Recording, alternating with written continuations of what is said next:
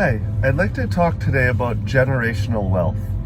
And what I mean by that is this want and this need that people seem to have to make sure that I wish I was so rich, my grandchildren's grandchildren would be taken care of.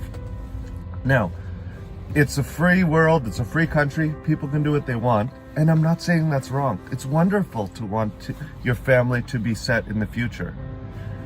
The point that I'm trying to make is that I don't know if that's a net positive or a net negative, and I'll very clearly try to explain. I'll start with this.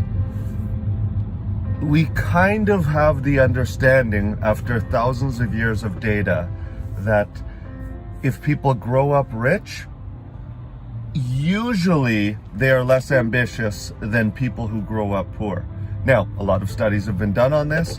Almost everything that I have to say isn't coming just from what I think, it's coming from a logical, rational place. I've been rich before, I've been poor before. I have a quite strong understanding of what it's like to be both. Now, to give an inheritance to a child, or to children, or to many generations in the future, is a good thing. I totally agree with that.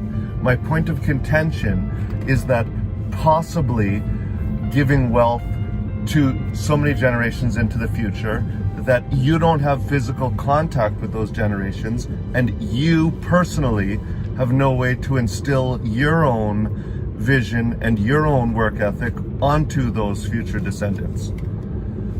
When you get things handed to you, you're less likely to have ambition to make it bigger. For example, let's say theoretically Bill Gates or Jeff Bezos' son or daughter, I presume they'll be quite intelligent. I presume that they're quite hardworking. But the odds of them being as intelligent or as hardworking or building as big a company as their respective fathers is slim to none. That would continue down the line of descendants, theoretically.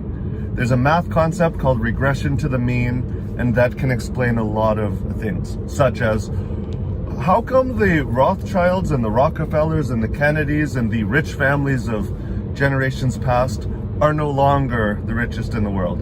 Well, there's two parts to that answer. Part number one is due to great accounting and tax avoidance. They still may be, just not public, like on the Forbes lists of the richest people. There are a lot of people wealthy enough to be on those lists who are purposely not on the list. That's point number one. Point number two is that as you have more descendants, it's a simple math point, the money gets put into more and more different hands. So if someone rich has two children, they each get half theoretically. Then each of them have two children. By the time it's already at the grandchildren level, you have to split it by 4. Then depending how many children, it keeps getting split more and more. And as long as the descendants are being born faster than interest is accumulating on that money, the money will run out. It's just simple math. Almost in every case, general wealth doesn't last as long as it is foreseen to last. Putting money in a trust is the best way for that to be the case, but it is still, studies show, not likely to have as good of outcomes as people hope for. Now, for everyone out there, such as my son, who is living their life to provide a better life for their children, there's no more worthy goal in the world than that. And I don't want any confusion to be taken from this video that in any way I wouldn't want people to want their descendants to have a better life. I only think that by giving so much money that it may entice people not to work as hard and fulfill their own potential and follow their own dreams. If you give someone too much, you run the risk of them not fulfilling their own dreams.